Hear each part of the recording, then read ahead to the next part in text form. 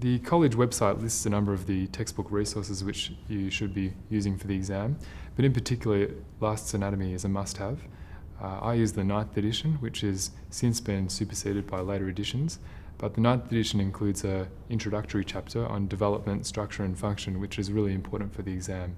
So I recommend getting a hold of at least a copy of that chapter if you don't have the 9th edition.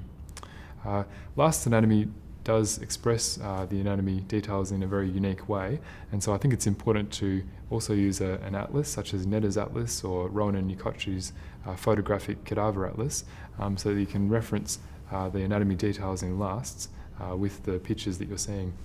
I also used Instant Anatomy, which is a small book which is good for looking at neurovascular maps and referencing that back to your textbooks. So I recommend that as another 4th book to use. In terms of pathology, Robbins' Pathology is the main text which people use, and the first 10 chapters are very important to read.